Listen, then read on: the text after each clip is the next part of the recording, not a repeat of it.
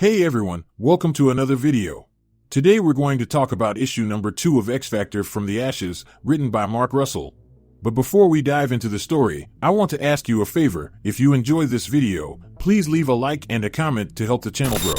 Now this issue of X Factor opens with Alex waking up in his bedroom with Polaris in his bed. And as he started to exit, she asked him if he really had to go. To which Alex answered by saying yeah, because he has to meet with the general. Now this was not what Polaris wanted to hear, because she stated if he was meeting with the general to get measured for his new body bag. But once again, Alex responded by saying it's not like that, because all the missions are grounded until they could figure out why they lost so many members on their last mission. And while Alex was saying that, he made a mistake in calling Polaris by her human name, Lorna. And as you may have guessed, this didn't bypass her notice, because she quickly corrected him. And then she went on to tell Alex that there is a discussion group meeting tonight for the Mutant Underground that he should attend. Now, this is supposed to be a safe place where mutants can share their experiences and build a sense of community. But all Alex did upon hearing it was let out a laugh and stated, "Is this the part where she tries to have him join her cult?" With that out there, Polaris was taken aback because from what she witnessed, the mutants who were there were in need of a hero, and she thought Alex could be that person since Krakoa was now gone. Funny enough, Alex believed that was what he was doing when he joined X Factor. Because at this point in the story, he truly believes that he is on the right side of things and is helping keep mutants safe. Now, Polaris found this funny because Alex was now working with the same humans that put them into this situation to begin with. To make things worse, their first mission was to kill fellow mutants. Following that, Polaris went on to say, the deeper they get in with a certain group, the easier it becomes for them to turn them against each other. With the conversation coming to an end and Alex walking out the door, Polaris thought to herself, Havok can't live two lives as two different people without betraying one of them. So with that out there, we then jump over to the Factor house, and when we get there, we see Havok talking with Broderick. And during their interaction, Broderick was eating a corn dog and nonchalantly stated that Angel is going to be in the hospital for a long time. But because Angel could be dying as they speak, Broderick wanted to play it safe for his bottom line and elevate Havok to team leader. And on the next page, we see Broderick throw Havok for a loop when he continues to say Pyro will be his second in command. Now, this was crazy for Alex because he points out how Pyro was a member of the Brotherhood of Evil Mutants. But see, this was of no concern to Broderick because fire was useful. And just to show how detached Broderick is from what he expected the X Factor to do, he then went on to show off their new body cams that he wanted them all to wear in order to catch great footage for their media campaign. On a side note, following this conversation, Alex got to understand that their safety was second to Broderick's bottom line. Now following that, Havok and Broderick entered the meeting with the general.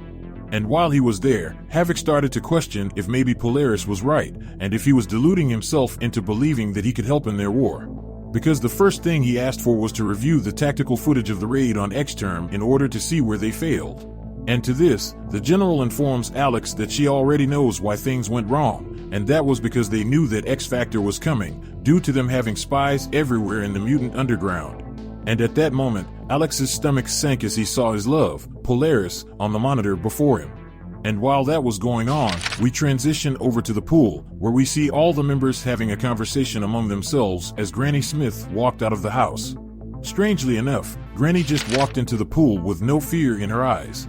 After a few moments, Zyber jumped in after her and pulled her from the water before she could drown. And on the next page, we see everyone standing around her worried, until out of nowhere, she sits back up and tells everyone that she is fine because she is an immortal mutant and is unable to die.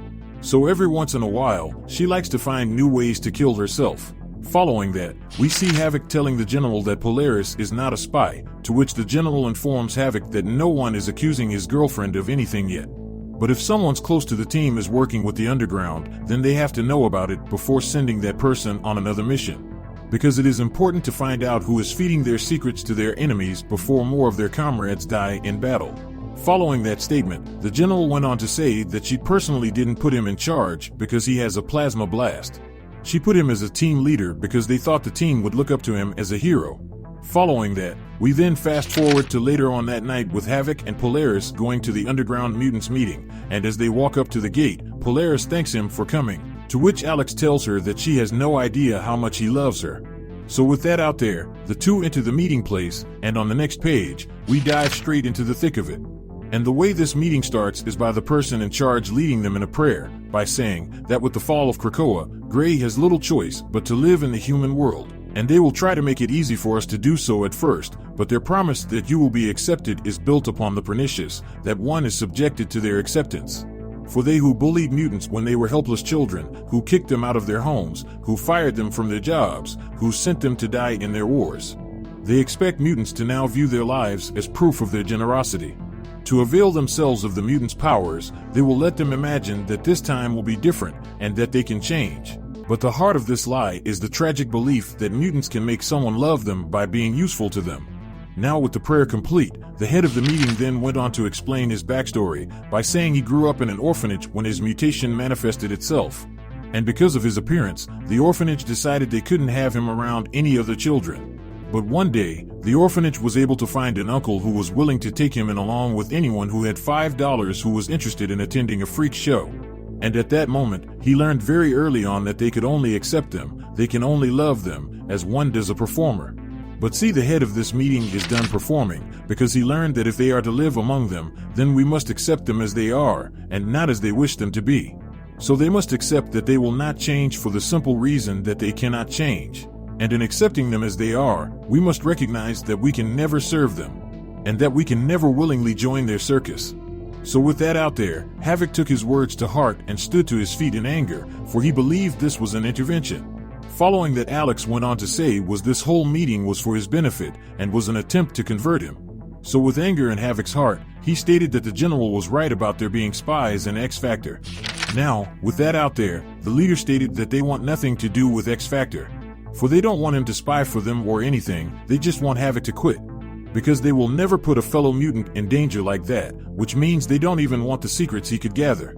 So with that explained, one of the armed guards who came over due to the noise that just went down, noticed that Alex was wearing a body cam the whole time and was filming everything. Now, this right here pissed Polaris off. So with Havok's cover blown, the general orders his extraction. Following that, as you may have guessed, the guards rushed him and started to take him prisoner, and as the leader of the meeting begged the guards not to kill him, the guards were beyond listening. And in a fit of rage, they ordered for both Havok and Polaris's death, which was the wrong thing to do. For Havok immediately hops into action and let out a massive blast at the guards, pushing them all back. So, with no other options before her, Polaris joined the fray and started to fight as well, just as the X Factor's jet arrived on the scene. And within a moment, the rest of the team was in the meeting room, ready to aid in Havok's escape. So, as Pyro laid down supporting fire, Havok told Polaris to come with him as he took off running. With chaos breaking loose, one of the guards yelled for his men to kill them all. And as all this was playing out, Polaris thought to herself of a time when she asked Alex if he ever heard of the rhyme of the Ancient Mariner, because that poem was about a sailor aboard a ship that got lost at sea. And while he was out there, he saw this albatross and thought it was responsible for all their bad luck, so they killed it. And because of that, his entire crew died of thirst. They didn't die of karma or fate because if they saw a bird at sea, it's only because that bird knows where the land is. So the reason why they died was that they killed the only thing capable of showing them the way home. And with that said, this issue comes to an end, with Polaris refusing to leave with Havok as the X Factor jet takes off. But anyway, down in the comment section below, let me know your thoughts about this issue and what predictions you could have moving forward. So with that established, I hope you enjoyed this video, and please don't forget to leave a like and a comment if you want to see more videos like this. Thank you for watching, and I'll see you in the next video.